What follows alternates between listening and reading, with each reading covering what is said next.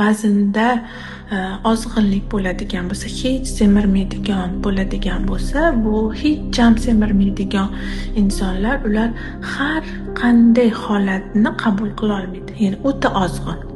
Ya'ni normadagilar bor, o'ta ozg'inlar haqida aytyapman. Semirishni xohlayman, 2 kilo, 3 kilo, hech ham semira olmayman deydi. Bular hech bir daqiqasini ham hayotidagi bir onini, bir soniyasini qabul qila olmaydi. Ya'ni bir soniyasini. Shunday insonlarda umuman semira olmaslik, ya'ni doimiy ozg'inlik bo'ladi. Ya'ni qabul qila olmaslik, qanaqa doimiy qoniqmaslik. Doimiy hayotidan qabul qila olmaslik emas, doimiy qoniqmaslik, doimiy nimanidir xohlab turish, doimiy qoniqmaydi ular. Bitta vaziyat bo'ldimi, o'sha vaziyatni qila oldimi, bo'ldi, undan qoniqmaydi. Ha, yaxshi, normalniy deydi, yana boshqasini xohlab qolaveradi, yana boshqasini xohlab qolaveradi. Shunaqa insonlarda doimiy vaznda juda ham ozg'inlik bo'ladi. Ya'ni bu ham juda katta barbod qilish programmasi, doimiy qoniqmaslik.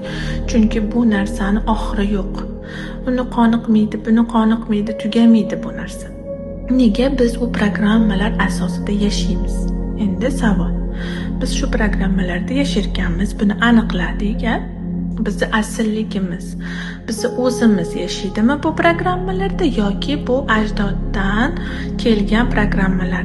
Demak, bu hamma programma ajdoddan kelgan programmalar hisoblanadi. Biz bu bobolarimiz ham, buvilarimiz ham o'zini qabul qila olmagan, xuddi shunaqa bizdaqa yashagan.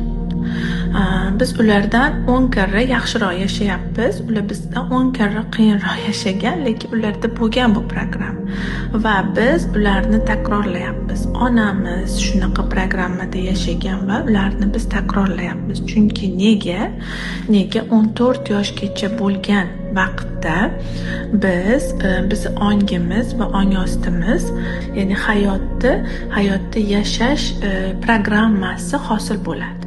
Mana shu yaxshi, bu yomon, mana bunaqa yashash kerak, bunaqa yashamaslik kerak, bu bo'lish kerak, bu bo'lmaslik kerak degan 14 yoshgacha bo'lganda programma shakllanadi. Bu qayerdan shakllanadi? Bu bizni oilamizdan, biz ko'rib turgan hamma narsalardan, ota-onamiz bizga ko'rsatgan har bitta yurgan, turgan, o'tirganidan va ya'ni ota-onalar men tarbiya beryapman deb o'ylaydi, lekin tarbiya hech qachon bermaydi.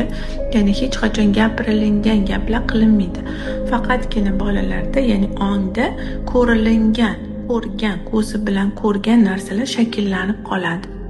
Programma bo'lib, ya'ni ong shunaqa yashash kerak ekan degan programmani oladi.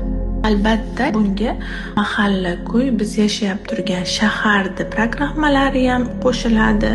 Biz yashab turgan joyda programmalari qo'shiladi. Ularning udumlari, ularning madaniyatidan kelib chiqqan holda bunga plus bizni shu ajdodlarimizni xotira DNK orqali kirib keladi bizga.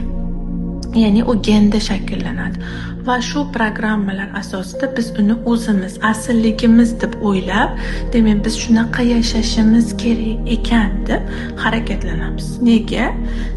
Chunki biz o'sha ko'p vaziyatlarda qabul qila olmaganmiz. Qabul qila olmagan jarayonlarimizni biz asosan yashab o'tamiz. Nega? Chunki shu tajribadan o'tib, qabul qilib, yakunlashimiz uchun yashab o'tamiz.